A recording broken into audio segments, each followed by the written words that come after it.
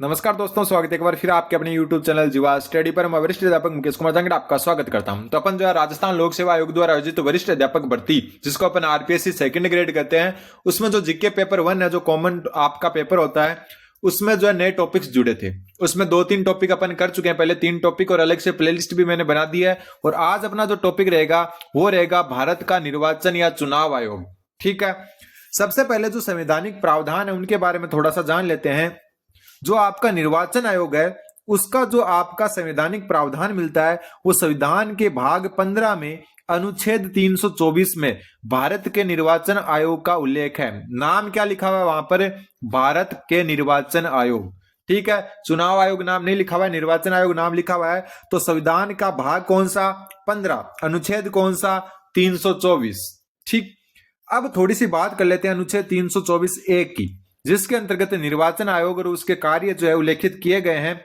तो निर्वाचन आयोग और उसके कार्य में सबसे पहले है संसद, प्रत्येक राज्य के विधानमंडल, जिसमें विधानसभा भी शामिल है और विधान परिषद भी शामिल है, क्योंकि विधान परिषद में भी अप्रत्यक्ष रूप से चुनाव तो होते ही हैं, कि सभी निर्वाचन जिसमें उपचुनाव भी शामिल है कराना। जैसे अभी अपने राजस्थान में अंता विधानसभा जो है आपकी, ठीक है, वहां पर क्या है, अभी उपचुनाव है, तो वो उपचुनाव करवाना, प्लस में संसद के राज्यसभा और लोकसभा दोनों सदनों के चुनाव, राज्य के विधानमंडल जो है सभी राज्यों के जिसमें विधानसभा और विधान परिषद शामिल है, उनके चुनाव और उपचुनाव करवाना। ठीक है, राष्ट्रपति और उपराष्ट्रपति पदों के लिए निर्वाचन कराना। तो राष्ट्रपति और उपराष्ट्रपति के पदों के लिए भी निर्वाचन कौन करवाता है? निर्वाचन आयोग।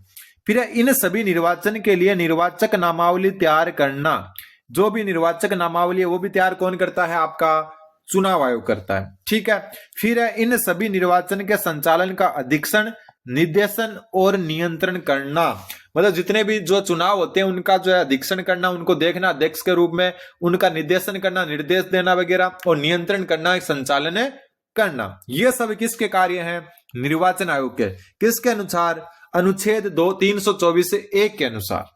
फिर आता है आपका अगला अनुच्छेद 324(2), जिसमें संरचना व नियुक्ति के बारे में बताया गया है कि आपका जो चुनाव आयोग है उसकी संरचना क्या होगी और उसकी नियुक्ति क्या होगी, नियुक्ति की प्रक्रिया क्या होगी। संरचना की बात करें तो आयोग जो है मुख्य निर्वाचन आयुक्त और अन्य निर्वाचन आयुक्तों से निर्मित होता है, जितने राष्ट्रपति द्वारा निर्धारित किए जाएं। वर्तमान में आपको पता है 1+2 है, एक तो मुख्य निर्वाचन आयुक्त और 2 निर्वाचन आयुक्त भी कह सकते हो या अन्य निर्वाचन आयुक्त। एक तो मुख्य निर्वाचन आयुक्त, 2 अन्य निर्वाचन आयुक्त। वर्तमान संरचना यह है, लेकिन कोई फिक्स नहीं है। निर्वाचन आयुक्तों की संख्या जो है 2 से 4 भी की जा सकती है, 3 भी की जा सकती है, लेकिन मुख्य निर्वाचन आयुक्त एक ही रहेगा। पूरा अच्छे से जानेंगे। फिर राष्ट्रपति द्वारा निर्धारित किए जाते हैं कि कितने जो है सदस्य होंगे इसमें, और इनकी नियुक्ति जो है संसद द्वारा बनाए गए कानून के अनुसार राष्ट्रपति द्वारा मुख्य निर्वाचन आयुक्त तथा अन्य निर्वाचन आयुक्त की नियुक्ति की जाती है। किसके द्वारा? राष्ट्रपति द्वारा। किसके आधार पर? संसद द्वारा बनाए गए कानून के आधार पर। अब एक बात जो है आपको समझनी है वो मैं बता देता हूं कि संरचना के संबंध में एक चीज जो समझनी है कि वर्तमान में मैं आपको बता चुका कि एक मुख्य निर्वाचन आयुक्त और 2 अन्य निर्वाचन आयुक्त हैं, लेकिन हमेशा से ऐसा नहीं था। सबसे पहले ध्यान रखना है कि प्रारंभ में आयोग में केवल एक मुख्य निर्वाचन आयुक्त थे, मतलब एक सदस्य ही था प्रारंभ में। अभी क्वेश्चन आ जाए कि निर्वाचन आयोग है तो बहुसदस्य ही है। निर्वाचन आयोग जो आपका क्या है? बहुसदस्य ही है। ठीक है, लेकिन वर्तमान में तो बहुसदस्य ही है, लेकिन हम प्रारंभ में जो है ये क्या था? एक निर्वाचन आयुक्त थे, यानी कि एक सदस्य ही था। 16 अक्टूबर 1989, डेट याद कर लेना आपको, पहली बार 2 अन्य आयुक्तों की नियुक्ति की गई। मतलब पहले एक ही मुख्य निर्वाचन आयुक्त होता था, उसके बाद 2 अन्य जो आपके जो निर्वाचन आयुक्त है उनकी नियुक्ति कब की गई? पहली बार 16 अक्टूबर 1989 को। लेकिन 2-2.5 महीने बाद में क्या किया गया? 1 जनवरी 1990 को इसको समाप्त कर दिया गया, मतलब वापस जो है एक सदस्य ही कर दिया गया मुख्य निर्वाचन आयुक्त के रूप में। फिर जो है 3-3.5 साल बाद में, यानी कि 1 अक्टूबर 1993 को पुनः 2 आयुक्तों की नियुक्ति की गई। तब से आयोग बहुसदस्य ही है, अर्थात एक मुख्य निर्वाचन आयुक्त और 2 अन्य निर्वाचन आयुक्त है। और इनका निर्धारण कौन करता है? राष्ट्रपति करता है कि कितने सदस्य होंगे। और नियुक्ति कानून कौन बनाता है? संसद। और नियुक्तिकर्ता कौन है? राष्ट्रपति। तो ये डेट याद रख लेना, पहले एक सदस्य था, 16 अक्टूबर 1989 को बहुसदस्य यानी कि 1+2 हो गया। 1 जनवरी 1990 को वापस वही एक सदस्य हो गया, और 1 अक्टूबर 1993 को पुनः 2 सदस्य हो गया। तो क्वेश्चन आ जाए कि वर्तमान स्वरूप कब आया सामने, तो 1 अक्टूबर 1993 को। अब बात करते हैं अपन थोड़ी और आगे चलते हैं। नियुक्ति के संबंध में अनुच्छेद 324(2) के अनुसार संसद आयुक्तों की नियुक्ति के संबंध में कानून बनाएगी, क्योंकि जैसा अपने को ऊपर बताया गया है कि संसद के कानून के आधार पर नियुक्ति होती है, लेकिन इसी के अनुसार राष्ट्रपति द्वारा आयुक्तों की नियुक्ति की जाएगी। किंतु क्या हुआ, 1950 के बाद संसद के किसी कानून के अभाव में सरकार के अनुशंसा पर राष्ट्रपति द्वारा ही नियुक्ति की जाती रही है। मतलब जब से भारत का संविधान लागू हुआ है 1950 से अगर बात करें अपन, तो हमेशा से जो चुनाव आयुक्त है और मुख्य चुनाव आयुक्त है उनकी नियुक्ति सरकार ने डायरेक्ट अनुशंसा की, राष्ट्रपति ने हस्ताक्षर किया और नियुक्ति हो जाती थी। इसी बात को जो है सर्वोच्च न्यायालय यानी कि सुप्रीम कोर्ट द्वारा मार्च 2023 में संज्ञान में लिया गया और निर्णय से इस प्रकार नियुक्ति पर रोक लगा दी और संसद द्वारा नियुक्ति के संबंध में कानून बनाने के निर्देश जारी किए।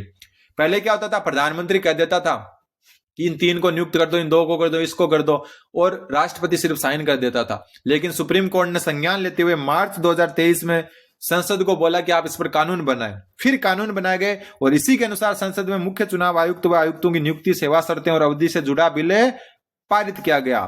कब से, मार्च 2023 में संज्ञान के बाद में। फिर है इस कानून के अनुसार जो नया कानून बनाया कि 3 सदस्यीय एक पैनल होगा, जिसमें एक तो होगा प्रधानमंत्री, एक होगा लोकसभा में विपक्ष का नेता और एक होगा प्रधानमंत्री द्वारा नियुक्त कैबिनेट मंत्री। 3 सदस्यीय पैनल होता है। जैसे आपने देखा होगा जो मानव अधिकार जो आयोग है उसमें 6 सदस्यीय पैनल होता है, वैसे प्रधानमंत्री प्लस लोकसभा में विपक्ष का नेता और प्लस में एक जो है कैबिनेट मंत्री। कौन है, एक कैबिनेट मंत्री जो है प्रधानमंत्री द्वारा क्या होगा, नियुक्त होगा। इन 3 सदस्यों की जो एक पैनल होगी या कमेटी होगी वो ही डिसाइड करेगी कौन मुख्य निर्वाचन आयुक्त होगा। इस पैनल की सिफारिश पर राष्ट्रपति द्वारा मुख्य व अन्य जो चुनाव आयुक्त है उनकी नियुक्ति की जाती है। तो ये जो है इंपॉर्टेंट यहां से क्वेश्चन बनता है, ऐसे क्वेश्चन बनते आए हैं। नए टॉपिक से बस इतना फायदा है कि जो आपके क्वेश्चन बनते हैं ना वो इजीली बन जाते हैं, ऊपर से ही बनते हैं।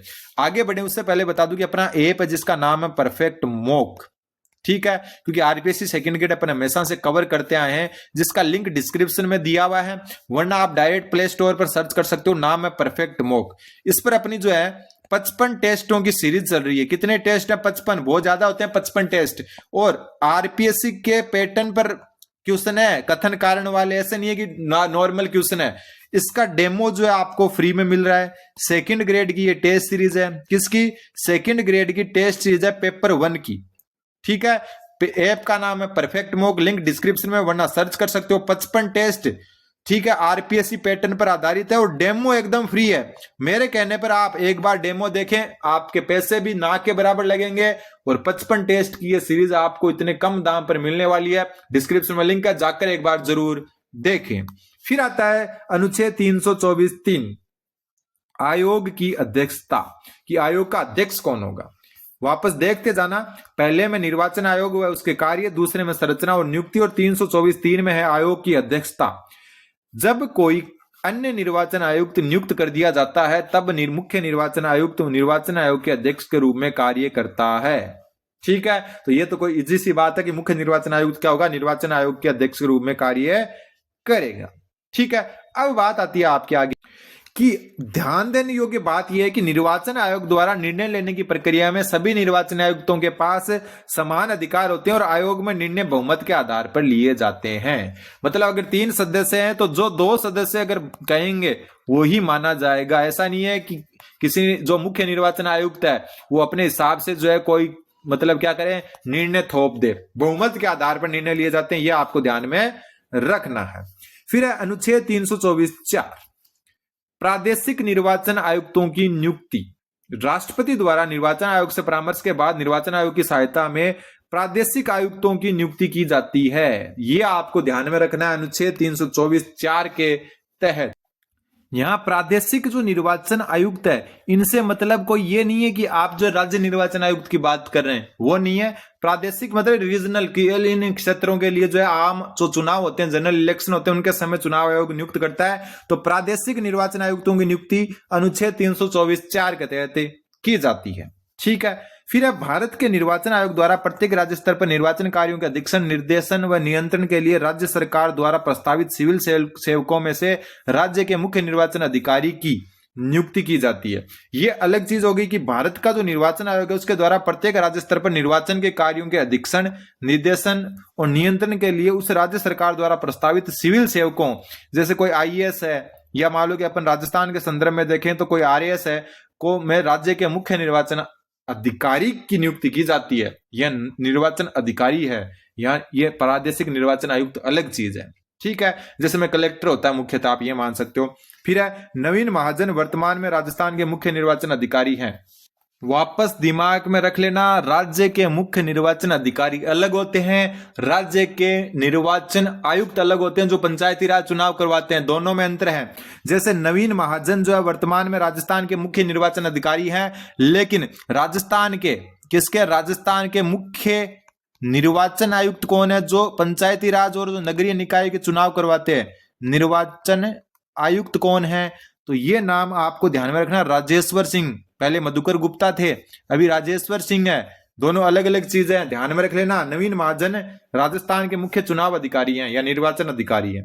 फिर आता है आपका अनुच्छेद 324(5), निर्वाचन आयुक्तों की सेवा शर्तें और पदावधि व हटाया जाना, कि कैसे जो है निर्वाचन आयुक्तों को हटा सकते हैं, उनकी पदावधि क्या होती है और सेवा शर्तें क्या होती है। निर्वाचन आयुक्तों और प्रादेशिक आयुक्तों की सेवा की शर्तें और पदावधि संसद द्वारा बनाए गए कानून के अनुसार राष्ट्रपति द्वारा निर्धारित होती है। सेम वही बात है, नियुक्ति वाली बात है। ठीक है, वापस बोल रहा हूं, निर्वाचन आयुक्त और प्रादेशिक आयुक्त अलग चीज है। ठीक है, और प्रादेशिक आयुक्त जो है राज्य निर्वाचन आयोग से कोई संबंध नहीं रखता। राज्य निर्वाचन आयोग नगरीय निकाय के चुनाव प्लस पंचायती चुनाव करवाता है। फिर पद से हटाया जाना, जो मुख्य निर्वाचन आयुक्त है उसको पद से उसी प्रक्रिया से हटाया जाता है जिससे जो है सर्वोच्च न्यायालय के न्यायाधीश को हटाया जाता है। तो मुख्य निर्वाचन आयुक्त को उसके पद से उसी प्रक्रिया, जिसमें क्या होता है, संसद के विशेष बहुमत के समावेदन व राष्ट्रपति के आदेश एवं उन्हीं आधारों असमर्थता व कदाचार, कौन कौन से असमर्थता और कदाचार के आधार पर हटाया जा सकता है, जो सर्वोच्च न्यायालय के न्यायाधीश के संविधान में वर्णित है। मतलब सुप्रीम कोर्ट के न्यायाधीश और मुख्य निर्वाचन आयुक्त को एक ही टाइप से हटाया जाता है, और कारण होता है असमर्थता और कदाचार। फिर अन्य निर्वाचन आयुक्त या प्रादेशिक आयुक्त को मुख्य निर्वाचन आयुक्त की सिफारिश पर ही राष्ट्रपति द्वारा पद से हटाया जा सकता है। मतलब मुख्य निर्वाचन आयुक्त है ना, इसको हटाने के लिए तो क्या करेंगे, सर्वोच्च न्यायालय के जो मुख्य न्यायाधीश है उनको हटाने की प्रक्रिया होती है, वैसी प्रक्रिया अपनाई जाएगी। लेकिन अगर अन्य निर्वाचन आयुक्त या प्रादेशिक जो आयुक्त है उनको अगर हटाना है तो जो अपना मुख्य निर्वाचन आयुक्त है वो सिफारिश करेगा राष्ट्रपति से, और राष्ट्रपति क्या कर देगा, हटा देगा। तो दोनों को अलग से याद रख लेना। फिर बात आती है ध्यान देने की।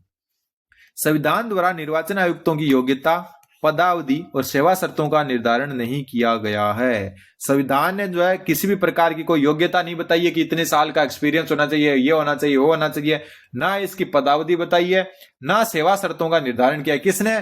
संविधान ने। लेकिन संसद ने कानून बनाए हैं।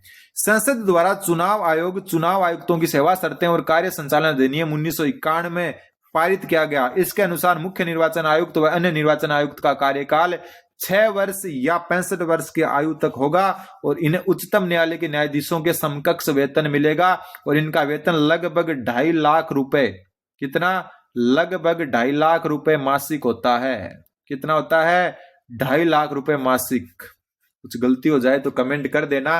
तो ध्यान में रख लेना, संसद ने किसी भी प्रकार का कोई कार्यकाल बताया ही नहीं है, सॉरी संविधान ने किसी भी प्रकार का कोई कार्यकाल बताया नहीं है निर्वाचन आयुक्तों और मुख्य निर्वाचन आयुक्त का। लेकिन संसद ने जो कानून बनाया था चुनाव आयोग और चुनाव आयुक्तों की सेवा शर्त व कार्य संचालन अधिनियम 1991 में, उसके तहत कार्यकाल 6 वर्ष या 65 वर्ष की आयु तक होता है। लेकिन ध्यान में रख लेना, संविधान में उल्लेख नहीं है। अगला, वेतन इनको उच्चतम न्यायालय का मतलब सुप्रीम कोर्ट के न्यायाधीशों के समकक्ष मिलता है। फिर अनुच्छेद 324(6), निर्वाचन आयोग हेतु कर्मचारी उपलब्ध कराना। एकमात्र ऐसा जो है संस्था ये जिसके पास सिर्फ 3 सदस्य हैं, कोई भी इसके पास जो है कर्मचारी नहीं है। लेकिन इसका एक ऑर्डर है ना, अभी आप टीचर बनोगे ना तो सबसे ज्यादा जो डेंजर डर लगेगा ना आपको, वो सिर्फ निर्वाचन का ही लगेगा। ठीक है, और कहीं से तो आप निकल जाते हो एपीओ होकर, लेकिन जब निर्वाचन आयोग की मार पड़ती है ना, तो उससे बचने की ही कोशिश करते हैं। तो सबसे ज्यादा डरावना जो होता है वो निर्वाचन आयोग होता है। भले इसके पास एक भी कर्मचारी नहीं है खुद का, लेकिन सारे मास्टर, अभी हमारे स्कूल में 6 BLO हैं, तो सबसे ज्यादा चुनावी ड्यूटी में एक एक चीज को आपको ध्यान में रखना पड़ता है। तो निर्वाचन आयोग के तुक कर्मचारी उपलब्ध कराना अनुच्छेद 324(6) के अंतर्गत निर्वाचन आयोग द्वारा अनुरोध किए जाने पर राष्ट्रपति द्वारा निर्वाचन आयोग को एवं राज्यपाल द्वारा प्रादेशिक आयुक्त को आवश्यकता अनुसार कर्मचारी उपलब्ध कराए जाएंगे। ठीक है, जो आपका राष्ट्रपति है वो तो निर्वाचन आयोग को, और जो राज्यपाल है वो प्रादेशिक आयुक्त को क्या करेगा, आवश्यकता के अनुसार कर्मचारी उपलब्ध कराएगा। तो राष्ट्रपति तो निर्वाचन आयोग को, राज्यपाल प्रादेशिक आयुक्त को, यह ध्यान में रखना है। ठीक, खुद का इनका कोई कर्मचारी नहीं होता है। फिर है भारत के निर्वाचन आयोग के संबंध में कुछ तथ्य देख लो आप। सबसे पहले भारत का निर्वाचन आयोग एक स्थायी संवैधानिक निकाय है। संवैधानिक निकाय होता है जिसका संविधान में उल्लेख होता है, ये चीज आपको पता ही है। संविधान में उल्लेख है तो संवैधानिक है, तो ये आपको ध्यान में रखना है। कई बार क्वेश्चन आ जाता है कि भारत का निर्वाचन आयोग एक संवैधानिक निकाय है, बिल्कुल, कारण कि भाग 15 के अनुच्छेद 324 में इसका उल्लेख मिलता है।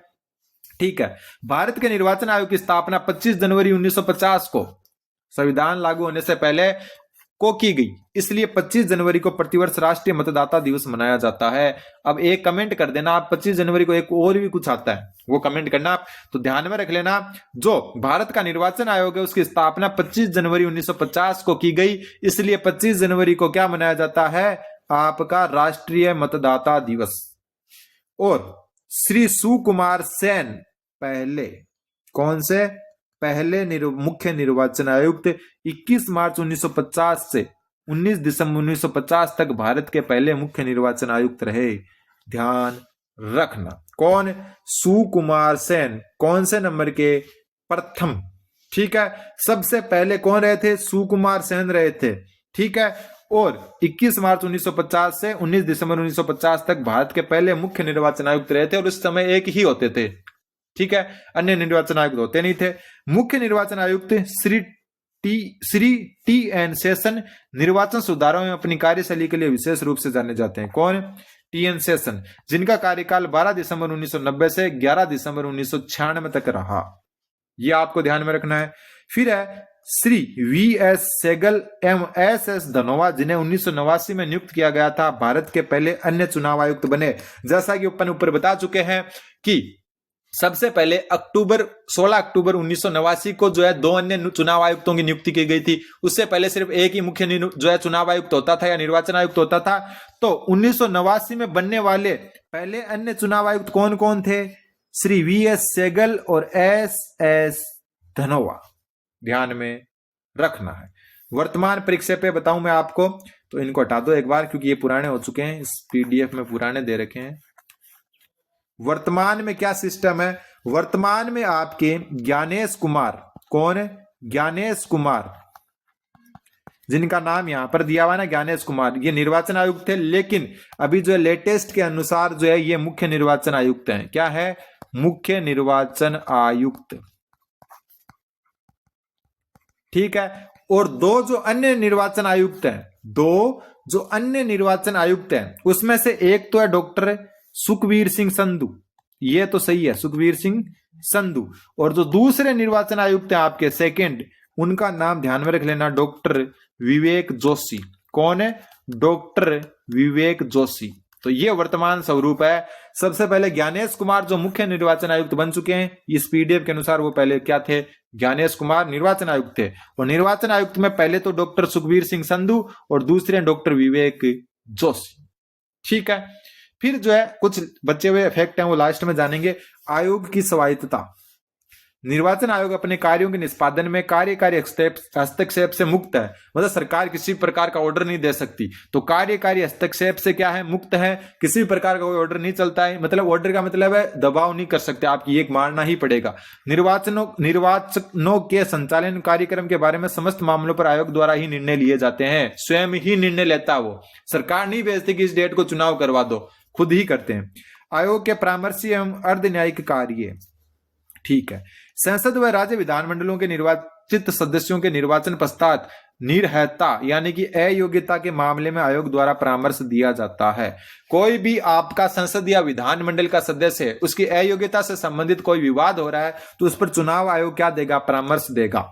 निर्वाचन में भ्रष्ट आचरण के लिए दोषी पाए जाने वाले व्यक्तियों के मामले में उच्चतम व उच्च न्यायालयों के समक्ष प्रस्तुत मामलों में आयोग द्वारा मांगे जाने पर राय दी जाएगी। कहीं पर कोई भ्रष्ट आचरण के कारण या जो है आचार संहिता का उल्लंघन का कोई मामला हो किसी के प्रति, ठीक है, तो उसमें जो है न्यायालय या जो आपका हाईकोर्ट या सुप्रीम कोर्ट है वो अगर परामर्श मांगते हैं तो दिया जाएगा। फिर है राष्ट्रपति एवं राज्यपाल को ऐसे किसी मामले में आयोग द्वारा दी गई राय बाध्यकारी होती है।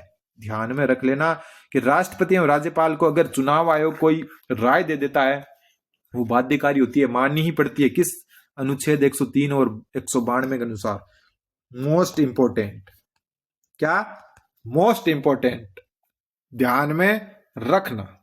तो क्या ध्यान में रखना आपको कि ऊपर वाली जो दो बातें हैं वो राष्ट्रपति और राज्यपाल को ऐसे किसी मामले में आयोग अगर कोई सलाह देता है तो उसको बाध्यकारी होती है, मतलब उनको मानना ही पड़ता है। राष्ट्रपति और के लिए 106 और राज्यपाल के लिए 192 में ये उल्लेखित है। फिर आयोग ऐसे निर्वाचन अभ्यर्थी को जो निर्धारित समय प्रक्रिया के अनुसार अपने निर्वाचन व्यय के ब्यूरो को प्रस्तुत करने में असफल रहे अयोग्य घोषित भी कर सकता है। अभी जो आपकी एक एनडीए की एक सहयोगी पार्टी है, ठीक है, चिराग पासवान वाली, उसके जो एक कैंडिडेट को बिहार में अयोग्य घोषित कर दिया। कारण है कि उसका जो उन्होंने वो मतलब पर्चा भरा था ना, जिसको अपन कह सकते हैं फॉर्म भरा था जो नॉमिनेशन का मैदान में आने के लिए, उसमें उन्होंने कुछ गलतियां कर दी थी। तो देखो व्यय के ब्यूरो को प्रस्तुत करने में अगर कोई असफल रहे तो उसको अयोग्य घोषित कर सकता है। फिर आयोग राजनीतिक दलों का पंजीकरण, मान्यता, दलों में आंतरिक लोकतंत्र को सुनिश्चित करना, दलों के विभाजन के विवादों में निर्णय, आचार संहिता को राजनीतिक दलों की सहमति से निर्मित करवा कर उसका कड़ाई से पालन भी करवाता है। राजनीतिक दलों का पंजीकरण और मान्यता देना, आंतरिक लोकतंत्र सुनिश्चित करना, यानी कि जो है ऐसा नहीं कि जो है मतलब दलों के अंदर जो है तानाशाही हो, ठीक है, और दलों का विभाजन हो जाता है तो उस पर भी निर्णय कौन लेता है? आपका निर्वाचन आयोग। जैसे शिवसेना का जो है महाराष्ट्र में जो है दो टुकड़े हुए थे, शिवसेना उद्धव ठाकरे और शिवसेना जो शिंदे गुट अलग हुए थे। फिर उनके जो है बंटवारा करना, उसमें जो सीटों का बंटवारा या फिर जो है हम कह सकते हैं सीटें अगर हट गई है तो उसके बाद में जो है किसको क्या सिंबल दिया जाएगा, मुख्य पार्टी किसके पास रहेगी, दूसरी पार्टी किसके पास जाएगी, ये सारे निर्णय कौन करता है? चुनाव आयोग। फिर है आयोग के कार्यों निर्णयों की न्यायिक समीक्षा। ठीक है, अब थोड़ा ही बचा है लेकिन कुछ चीजें फैक्ट बताने बाकी हैं। निर्वाचन आयोग के निर्णयों को भारत के उच्चतम एवं उच्च न्यायालयों में चुनौती दी जा सकती है, ये ध्यान में रख लेना। जो निर्वाचन आयोग है उसमें कोई निर्णय से अगर कोई असहमत है तो भारत के उच्चतम यानी कि सुप्रीम कोर्ट और राज्य के जो उच्च न्यायालय है उसमें चुनौती दी जा सकती है। किंतु यदि एक बार निर्वाचनों की वास्तविक प्रक्रिया शुरू हो जाती है तो न्यायपालिका मतदान के वास्तविक संचालन में हस्तक्षेप नहीं करती है, अनुच्छेद 329 के अंतर्गत। मतलब एक बार निर्वाचन की वास्तविक प्रक्रिया शुरू हो जाती है, चुनाव जैसे मान लो कि बिहार में पहले चरण के चुनाव आज हो गए, ठीक है, तो न्यायपालिका मतदान के वास्तविक संचालन में फिर कोई हस्तक्षेप नहीं करेगी, रुकवा नहीं सकती है फिर, ठीक है, किसके अनुसार? अनुच्छेद 329 के अनुसार। एक बार मतदान समाप्ति परिणाम की घोषणा हो जाने के बाद निर्वाचन आयोग किसी भी परिणाम का पुनर्निरीक्षण स्वयं नहीं कर सकता। ध्यान दे देना कि एक बार मतदान समाप्ति परिणाम की घोषणा हो जाने के बाद निर्वाचन आयोग किसी भी परिणाम का पुनरीक्षण स्वयं नहीं कर सकता। ऐसा नहीं है कि खुद वापस जो है ये ऑर्डर निकाल दे कि जो है अपन वापस जो है क्या करेंगे, जो है पुनरीक्षण करेंगे या फिर हम कह सकते हैं रिकाउंटिंग वगैरह करेंगे, ये जो आयोग स्वयं नहीं कर सकता।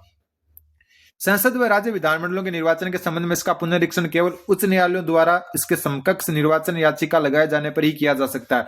मतलब आयोग खुद के ऊपर ये डिपेंड, खुद से ये निर्णय नहीं ले सकता कि हम जो है किसी जो है मतदान का पुनरीक्षण यानी कि रिकाउंटिंग या वगैरह जो भी मतलब जो होता है वापस उसका जो है रिव्यू करें, ठीक है। लेकिन जो है संसद एवं राज्य विधानमंडल के निर्वाचन के संबंध में उनका पुनरीक्षण केवल उच्च न्यायालयों द्वारा उसके समकक्ष निर्वाचन याचिका लगाए जाने पर ही किया जाएगा। अगर कोई याचिका लगा दे और ऑर्डर आए कोर्ट का तब ही कर सकता है, अनुच्छेद 329 के अनुसार। फिर राष्ट्रपति और उपराष्ट्रपति के निर्वाचन के संबंध में ऐसी याचिका केवल उच्चतम न्यायालय में ही दायर की जा सकती है। जो आपके संसद और विधानमंडल के चुनाव है ना, उनमें तो कहीं भी कर सकते हैं, हाईकोर्ट या सुप्रीम कोर्ट में। लेकिन राष्ट्रपति और उपराष्ट्रपति चुनाव के संबंध में कोई याचिका जिसमें पुनरीक्षण की बात की गई हो वो केवल सुप्रीम कोर्ट यानी कि उच्चतम न्यायालय में ही लाई जा सकती है। अब कुछ फैक्ट जो है कोशिश करूंगा मैं बताने की। दो चार फैक्ट जो है वो मैं बता देता हूं। सबसे पहले निर्वाचन आयुक्त अपन देख चुके हैं, मुख्य निर्वाचन आयुक्त सुकुमार सेन थे, ठीक है। सर्वाधिक कार्यकाल वाले कौन थे? अभी एक ऊपर एक नाम आया था सर्वाधिक कार्यकाल में, उसको ध्यान में रख लेना आप। टी.एन. शेषन। कौन? टी.एन. शेषन सर्वाधिक कार्यकाल वाले थे। वर्तमान कौन है? ज्ञानेश कुमार। और ये जो है 26वें है, कौन से हैं? 26वें। ये संख्या ध्यान में रखनी है, 26वें मुख्य निर्वाचन आयुक्त है ज्ञानेश कुमार। एक आता आपका न्यूनतम कार्यकाल, कौन सा? न्यूनतम कार्यकाल। और न्यूनतम जो कार्यकाल वाली हैं वो एक महिला है, वी.एस. रमा देवी। कौन है? वी.एस. रमा देवी न्यूनतम कार्यकाल वाली मुख्य निर्वाचन आयुक्त। और जो सर्वाधिक कार्यकाल वाली कौन है? टी.एन. शेषन है। और ये वी.एस. रमा देवी एकमात्र जो है महिला क्या थी? मुख्य निर्वाचन आयुक्त। एकमात्र महिला मुख्य निर्वाचन आयुक्त। ये आपको थोड़ा सा ध्यान में रखना है। तो ये जो इंपॉर्टेंट चीजें मैं आपको बता चुका। चैनल पर नहीं तो चैनल को सब्सक्राइब कर दे। धन्यवाद। बने रहे युवा स्टडी के साथ।